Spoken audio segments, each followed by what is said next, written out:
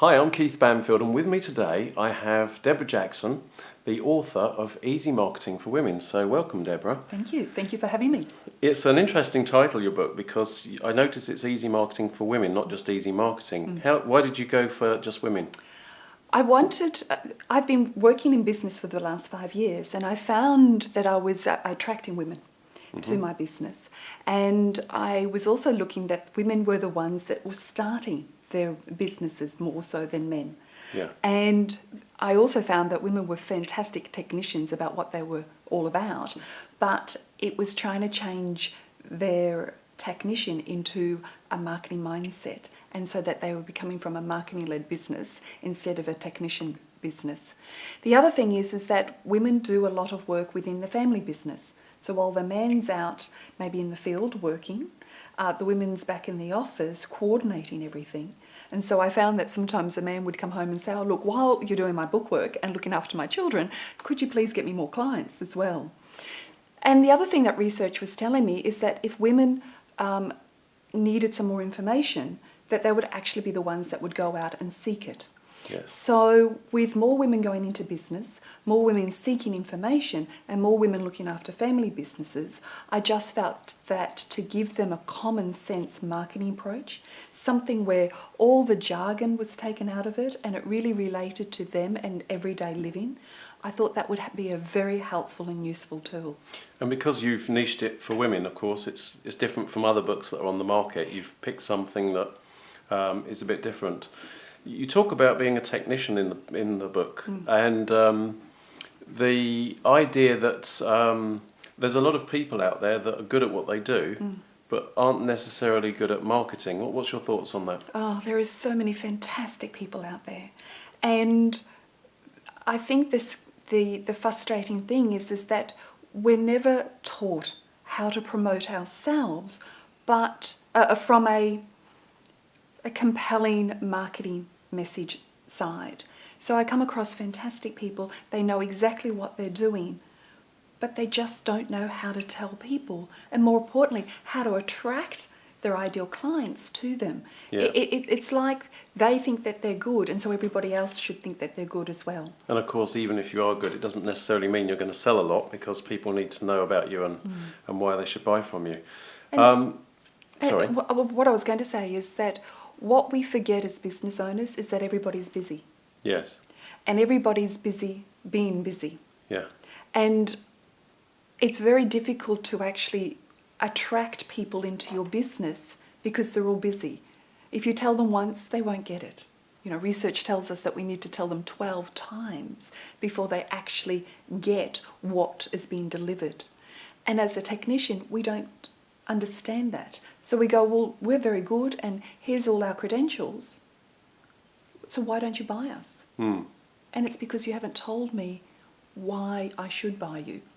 Exactly. And in your book, there's a section in here which I noticed you're talking about the different steps to building a marketing plan or a marketing system. Perhaps you could go through those with us. What would you say the key areas are if you're going to build a marketing system up? I've actually related the marketing plan into 5 Ps. Yeah. And what I do now is I teach and help people or business owners actually understand these 5 Ps. And the first P is people. Yes. Because markets don't buy, people buy. Yes. Companies don't buy, it's people within those companies that buy. So by understanding people from an emotional point of view, because we're all emotional creatures. Yes. And we have to attract people through their emotions. And what's one of the strongest emotions out there? People's problems. We all live in problems. Yes. And, you know, I always say to people, if we don't attract people, you know, if people don't have problems, then we're not in business anymore, because people always have problems. So if we can attract them by highlighting their problems or highlighting a solution to their problems, Yes. then we're more likely to get their attention. And don't forget, people are busy, so we've got to grab their attention. And I suppose that sometimes people have a problem, but they get so used to having that problem, they don't start to focus on it. And it's only when you highlight it for them, perhaps they say, actually, now I do realise I need to do something about it. So I take people through the fact that people are emotions, and business owners need to tap into those emotions, but they need to tap it in by understanding who their target market is. Yes. And I find that when it comes to marketing, when people go into business, they go, right, I need clients. And so they go out and they start doing all the tactics first. And they forget the strategy point of view.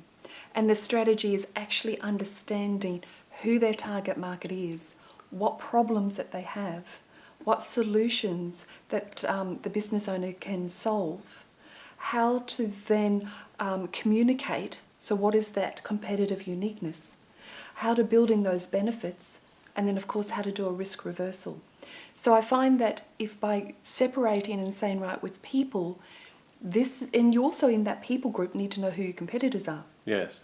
Because it's pointless coming onto the market and offering something that somebody already is offering.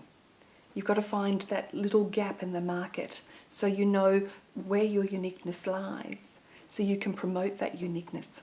Because I think a lot of people, and that's really interesting what you're saying, a lot of business owners create a business and they have exactly the same as their competitors, and then they're forced to sell on price. Exactly. There's no points of difference. And price is the worst thing. You know, never go into business looking at what your competitor's doing. Never be a me too. Because with a me too, yes, the only thing you've got is price. And there's this battle to just bring the prices down cheaper and cheaper until no one's making any profit. That's right. So market research is really important. You know, the amount of people that I work with, and I go, all right, well, what does your competitors do? Or who are your competitors? And they have never even done any market research. And Keith, as you know, market research is the easiest thing to do today because we've got the thing called the internet. Yes. So basically you can find out everything that you want to know about competitors via your computer.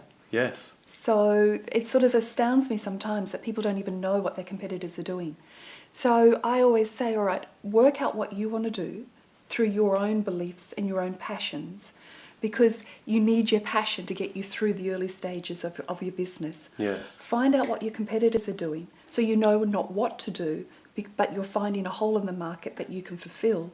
Yes. And then understand what your target market really wants, because you want them to buy you. Yes. So you need to know what their problems are, and you need to then give them a benefit or a solution to that problem, and you need to do it in a way that makes you happy because they're going to buy you and your brand, your authenticity. And when you think about it, it isn't difficult.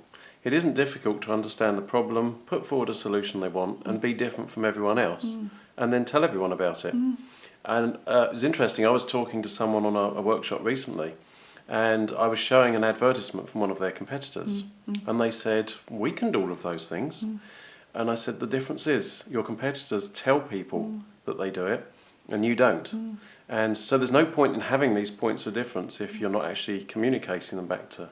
And that's what a lot of the technicians get caught up with, is the fact that they get caught up with the fact that they can do it all, but they're not understanding exactly what their target market needs from them, Yes. and then fulfilling those needs. So I talk a lot, I spend a lot on that people. And then the second one is P for partner, partnerships in your business. Yes. That's marketing.